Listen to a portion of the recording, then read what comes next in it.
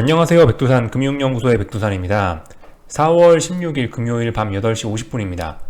자, 오늘 한국은 코스피는 멈춰 있고 코스닥은 상승 마감을 했습니다.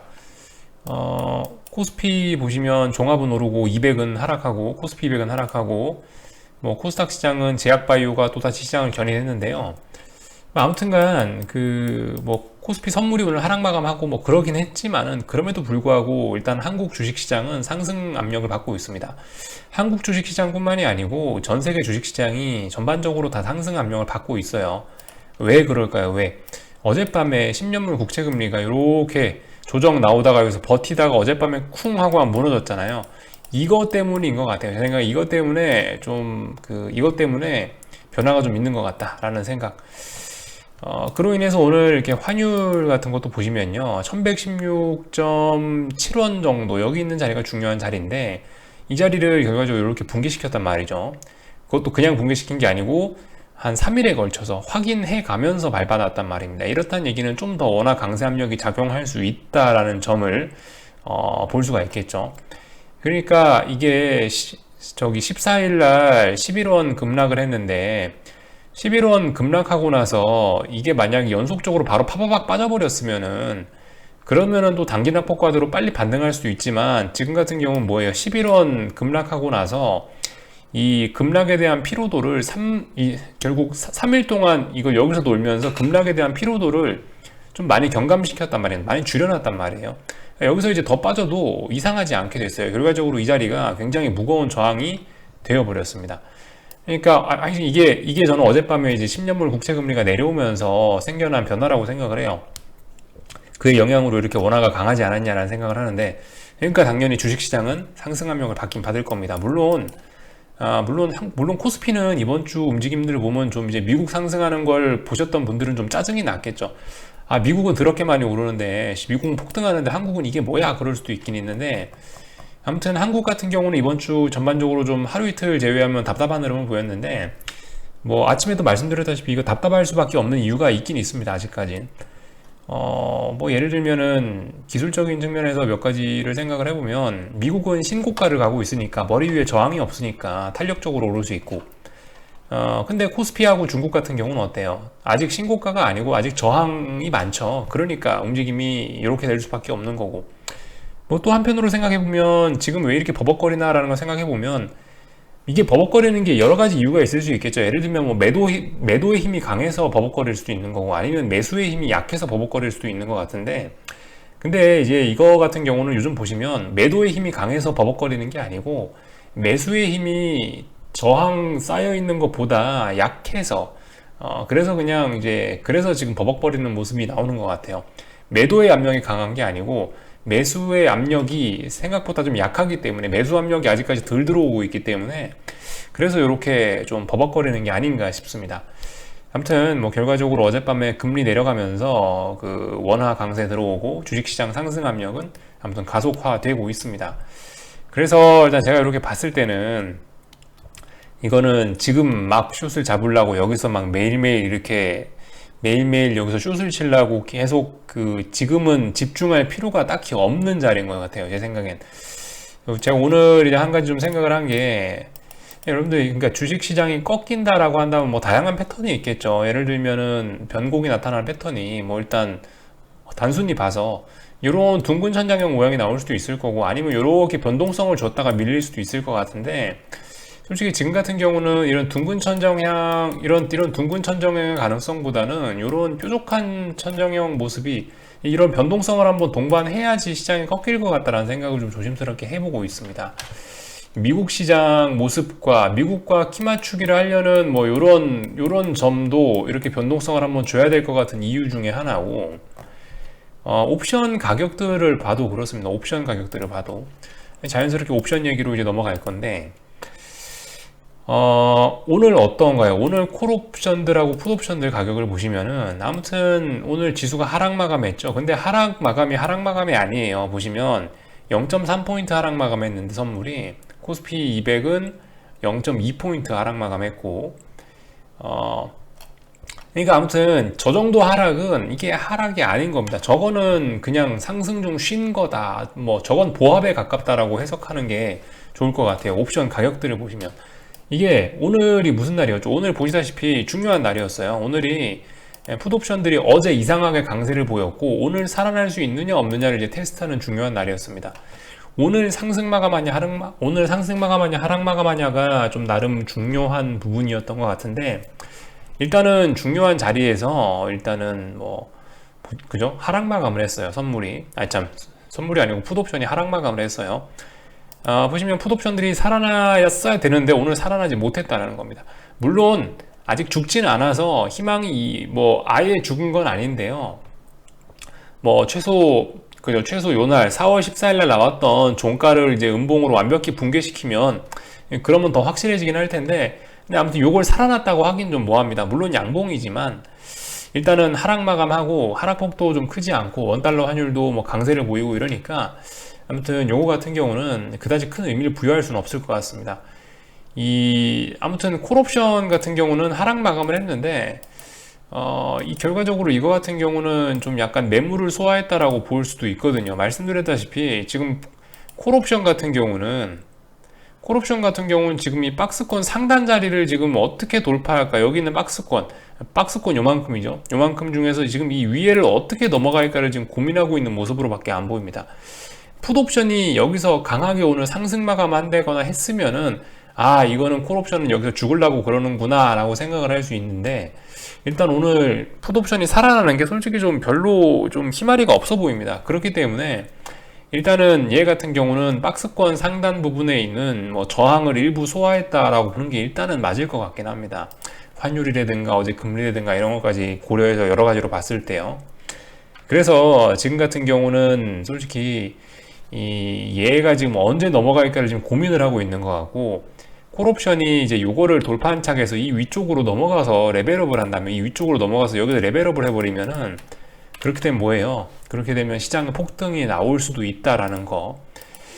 그러니까 이런 모습을 봐서도 변동성 지수가 어제까지 해가지고 지금 한 거의 일주일가량 이렇게 또 저점 지키면서 슬슬슬 머리 들고 있잖아요. 이런 걸 보면은 지금 분위기상은 그렇습니다. 분위기상은 이게 폭등이 한번 나와야지 뭐 시장이 꺾이거나 어쩌거나 하겠구나라는 생각이 개인적으로 좀 들고 있습니다. 그래서 아무튼 지금 당장 뭐 매일매일 여기서 막 언제 인버스를 사지 요렇게 지금 아직 그렇게까지 신경 써서 볼 만한 자리는 아닌 것 같다라는 생각이 듭니다. 뭐 이미 말씀드렸다시피 여기 4월 14일 날이 아마 CPI 나왔던 날인가요? 그죠?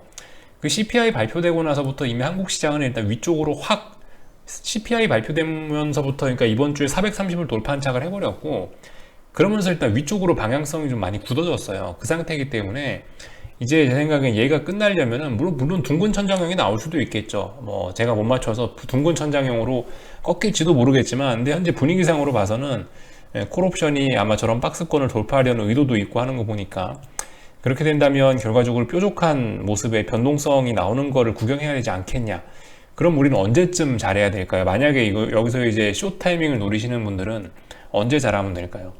지수가 여기서 막 뭐 한 이틀, 3일 정도 막 연속으로 막 폭등을 하거나 할 때, 이제 그런 때를 이제 잘 봐야겠죠. 막 지수가 이틀, 사흘 연속으로 막 계속 막 폭등을 하면서 막 RSI가 막 과열권까지 올라가고 다시 볼린저 밴드를 째고 올라가고, 이제 그런 순간이 되면 이제 거기선 이제 인버스 극점을 노리시는 분들은 이제 거기쯤에서 이제 좀 눈 빠지게 좀 잘 보면은 뭔가 기회가 있을 수도 있겠죠. 뭐 물론 그럴 수 있겠다. 오늘까지 시장을 보니까 이제 그래야 그런 모습이 나오지 않겠느냐라고 이제 한번 예상을 한번 해보는 거고요. 물론 또 확인은 해봐야 됩니다. 뭐 말씀드렸다시피 어쨌든간 지금 뭐 제가 이런저런 이유를 들어서 오늘 풋옵션 모습에 좋은 점수를 주지는 않았지만 모르죠. 이 친구가 월요일날도 죽지 않고 월요일날도 여기서 양봉 나오면서 뭐 상승 마감 해주거나 그렇게 되면은 어떤 둥근 천장형이 나오면서 어이없게 시장이 꺾일 수도 있겠습니다. 근데 일단 그런 거는 좀 지금 뭐 금리라든가 환율 이런 걸 보면 좀 어렵지 않겠냐라는 생각을 한번 말씀을 드린 거예요. 그러니까 앞으로 한 3, 4일, 앞으로 뭐 일주일 정도 시나리오를 저는 일단 변동성이 좀 나오지 않겠냐, 위쪽으로 폭등을 한번 주면 거기서 잘하는 게 좋지 않겠냐라는 거를 일단 한번 제가 머릿속에 그림을 그려본 거고, 아무튼 그 또 확인은 해봐야겠죠. 월요일 날 돼서 확인은 해봐야 됩니다. 여기서 만약에 뭐 월요일 날도 무슨 일이 있었는데 뭐 미국이 올랐는데도 불구하고 또 코스피가 여기서 어디서 맞고 밀리고 또 저항을 만들고 버벅버벅거리고 그렇게 해서 풋옵션이 다시 양봉으로 막 상승 마감까지 해버리면, 그러면 제가 생각한 요런 뾰족한 천장이 아니고 요런 둥그스름한 요런 천장형이 나올 수도 있겠죠. 그래서 하여튼 어쨌든 간 일단은 그 한 다음 주 초반, 뭐 다음 주까지도 인버스 이렇게 숏을 보시는 분들은 다음 주까지도 그냥, 뭐 물론 지금 숏뿐만이 아닙니다. 지금 뭐 상승을 바라보시는 분들이나 하락을 바라보시는 분들이나 어쨌든 이래저래 뭐 아무것도 안 했으면 좋겠어요. 계속 그 올해 1월 이후로 지금 박스권 안에 어쨌든 계속 들어와서 박스권 안에서 지금 사람 깝깝하게 하고 있는데, 뭐 엄밀히 따지면은 이제 박스권 안에 지금 갇혀 있는 거고요. 그 안에서 이제 박스 안에서 이제 박스 상단 부분까지 이제 거의 다 오긴 온 겁니다. 그죠? 이런 상황에서 지금 좀 애매한 거죠. 여기서 역사적으로 비싼 상황에서 상승 베팅하기도, 그렇다고 비싸긴 하지만 짜불짜불 올라가니까 하락 베팅을 하기도, 이래저래 애매한 상황이 좀 계속 이어지고 있는데, 그러니까 기왕이면 하여튼 좀 조금 좀 여유롭게 더 기다려봐야 되지 않겠냐라는 생각이 듭니다. 일단 뭐 이렇게 생각을 하고 있고요. 그래서 한국 시장 하여튼 뭐 요 정도 봤습니다. 이 정도 이야기를 했고, 자, 하여튼 중국 시장하고 또 여러 가지 또 살펴보도록 하겠습니다. 한국 이야기 뭐 대략적으로 이 정도 드렸고, 그래서 하여튼 결론적으로 그 다음 주까지도 좀 지켜보자. 둥구스름한 천정형이 나와서 뭐 어디를 붕괴시키면 그때 따라 들어가면 되는 거잖아요. 숏 보실 분들은. 그죠? 아니면은 뭐 제 생각대로 변동성 터져 나오는 거 뭐 좀 콜옵션 매매하셔갖고 변동성을 활용하시든가요. 하여튼 어떻게든 뭐 뭐 변동성이 나오면 그 나온 거 갖다 또 활용을 해도 되니까, 일단 하여튼 좀 기다려봐야 되지 않겠냐, 좀 구경만 하는 게 좀 좋지 않겠냐라는 생각이 듭니다. 아무튼 시장은 위쪽으로 압력을 받고 있다는 이야기 드렸고, 오늘 중국 시장 같은 경우도 한국하고 같은 영향을 받은 것 같습니다. 이거 위안화인데요. 위안화인데 이렇게 장중에 보시면 위안화도 약세 흐름 잠깐 나오다 결과적으로 다 되돌렸어요. 결과적으로 다 되돌렸습니다. 그러니까 어젯밤에 미국 금리가 훅 내려왔던 것이 결과적으로 이렇게 영향을 다 미치는 것 같아요. 그래서 오늘 중국 시장도 죽다 살아났죠. 오늘 오전에 뭐 GDP 지표 발표가 하나 나왔던가? 그래서 장중에 잠깐 빠지다가 결과적으로 상승 마감했습니다. 그러니까 지금 그러니까 이번 주에 결과적으로 계속 그거 테스트한 거죠. 이번 주 월요일부터 해서 계속 그 달러하고 금리가 이렇게 조정 나오는데 조정이 멈출 거냐 아니면 더 조정이 갈 거냐라는 걸 고민하다가 결과적으로 더 조정 나오는 걸로 지금 마음 먹고 이번 주에 그러니까 방향성을 굳힌 겁니다. 이번 주 방향성 굳혀놓으니까 이제 중국 증시도 여기서 사거래일째 저점 다지고 이렇게 반등하려는 모습이 나오고 있는 것 같고요.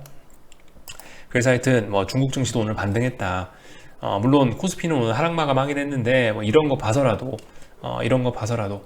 제가 봤을 때 오늘 코스피 하락 마감한 거는 그냥 뭐 수급적인 측면, 뭐 누가 삼성전자를 팔아 제꼈다, 뭐 상대적으로 살짝 약한 삼성전자 뭐 이런 게 아니냐라는 생각이 들고, 하여튼 그래서 오늘 중국도 올랐다. 중국도 그래서 뭐 중요한 자리, 뭐 예를 들면 추세선 같은 거 이런 식으로 그어볼 수 있겠는데, 중요한 추세선 같은 거 지켜야 될 때 지키고 일단 반등하고 있습니다. 그러니까 중국장 같은 경우도 더 오를 수 있겠죠.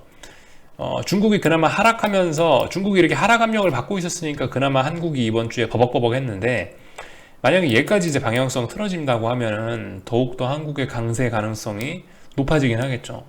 이런 것들도 좀 고려는 하긴 해야 되겠습니다. 그리고 위안화하고 봤죠. 위안화하고 중국 요거 봤고, 그죠. 원달러 환율은 말씀드렸다시피 오늘 지지할 자리에서 지금 양봉이 아닌 음봉이 나오고 있는 상황이고, 상승해야 될 자리에서 상승이 아니고 하락을 하고 있으니까 좀 불안하다라는 이야기 말씀드리고 있고요.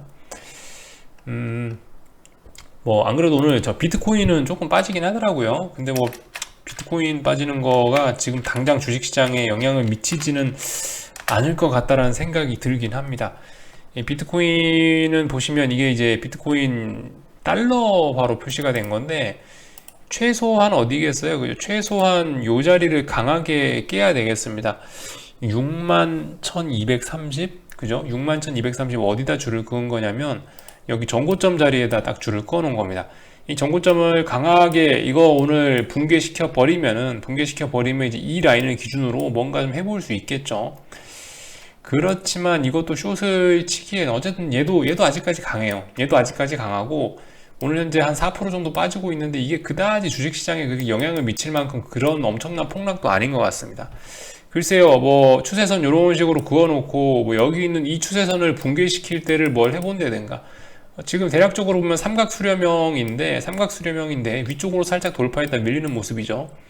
근데 어쨌든 이 거의 끝에 다 왔으니까 한번 봐야 되겠습니다. 완전 위쪽으로 방향 잡을 거냐 아니면 이 추세선 밑으로 내려올 거냐 이런 부분 좀 잘 봐야 되겠습니다.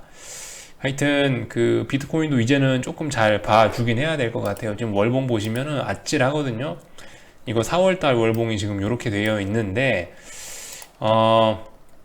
하여튼 월봉 같은 거 그림 좀 잘 보셔야 될 것 같습니다. 얘가 제 생각에는 이번 버블 사태 같은 경우는 이게 사실 주식이 주인공이 아니고 비트코인이 주인공이 돼버렸다 보니까 뭐 물론 2017년 18년에도 그랬죠. 요때도 비트코인 굉장히 많이 올라긴 올랐지만 요때는 시가총액이 작아서 그런가 사람들이 별로 그나마 지금에 비하면 관심을 많이 안 가져줬는데 아무튼 이때도 보시면 주식시장 꺾이는 타이밍하고 같았어요. 이번에도 얘하고 주식시장 꺾이는 타이밍하고 같을 겁니다. 근데 이제 얘 같은 경우가 이제 완전 대장이니까 완전 대장이 그죠? 얘가 가장 강한 누가 뭐래도 얘가 명실상부 1등 지금 투기자산으로 올라왔기 때문에 이 친구가 지금 이제 어떻게 되냐를 잘 보셔야 될 것 같습니다. 지금 월봉상 아찔하게 올라와 있기 때문에 이런 흐름들 좀 매일매일 잘 내가 비트코인에 관심 없고 안 하시더라도 좀 잘 살펴봐야 될 것 같아요. 요런 말씀 정도 드렸고 오늘 뭐 미국 주식시장은 요즘 너무 잘 나가고 있어서 그죠? 요즘 시장에 부각되는 게 뭐 미국의 뭐 고성장, 미국의 뭐 호황 뭐 이런 것들이 요즘 자꾸 부각이 되다 보니까 미국 같은 경우는 강하게 오르고 있습니다. 미국은 오늘 밤에도 변동성이 또 나올 수 있어요. 그러니까 말씀드렸다시피 요게 어젯밤까지 해서 이렇게 기울기가 이렇게 옆으로 누워 있다가 지금 더 설라고 그래요. 이게 저기선 잘 안 그려지는데 대략적으로 기울기가 이렇게 오르고 있다가 이렇게 지금 더 여기서 한번 기울기를 가파르게 점프하려고 한다고요. 오늘 밤부터 그러니까 미국 시장은 또 다시 변동성이 터질 수도 있습니다. 어제 기울기를 일단 가파르게 해놨거든요. 네. 아마 뭔가 의미가 있긴 있을 겁니다. 이런 점들 좀 살펴보셔야 될 것 같고 하여튼 중요한 거는 뭐 금리하고 달러가 계속 지금 내려오고 있어요. 더군다나 금리 같은 경우는 이번 주에 결과적으로 1.625를 깔끔하게 장대음봉으로 붕괴시켜 버렸기 때문에 조정이 더 이어질 수 있다라는 점을 염두해 놓으셔야 되겠습니다. 얘네가 올라옴에도 불구하고 S&P 같은 거는 올랐는데 얘네가 올라올 때도 주식시장이 잘 안 빠지고 이런 식으로 그냥 대충 하락 채널형으로 개겼는데 근데 이제 얘가 이렇게 아래쪽으로 내려온다면은 미국 주식시장 같은 경우는 탄력적으로 오를 수도 있겠다라는 이런 생각이 좀 들긴 듭니다. 결과적으로 미국 주식시장은 어마어마한 상승 압력을 더욱 더 받고 있는 거죠. 뭐 달러 인덱스 같은 경우도 그렇고. 그래서 일단 지금 같은 경우는 잘못 들이대면은 좀 이제 내상을 좀 입을 수가 있겠습니다. 일단 잠시 조금 더 기다리셨다가 말씀드렸다시피 아마 특히 미국 같은 경우는 더 그럴 것 같아요. 미국 같은 경우는 지금 꼬라지를 봐선 이런 식으로 둥근 천장형 나올 것 같지는 않고 뾰족하게 돼야지 이제 탁 꺾일 것 같거든요.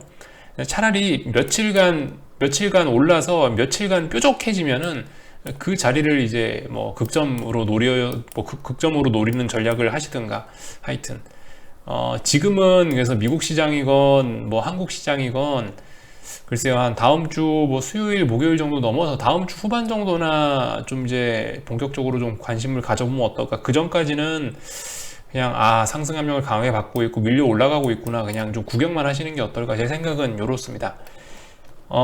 그래서 뭐 이런 제 기본적인 생각을 좀 말씀을 해 드려 봤고요. 네, 궁금한 거는 리플 남겨주시고요. 하여튼 이번 주도 끝났습니다. 이번 주 끝났으니까 주봉들 한 번씩 확인해 보시면 좋을 것 같고 저는 하여튼 이번 주 내내 이사한다고 정신이 없었더니 이번 주 주식시장도 어떻게 흘러갔나 전 하여튼 기억도 잘 안 나는 것 같습니다. 그래서 하여튼 주말들 잘 보내시고요. 다음 주 월요일 날 또 뵙도록 하겠습니다. 여기서 마치겠습니다. 한 주간 수고들 많으셨습니다.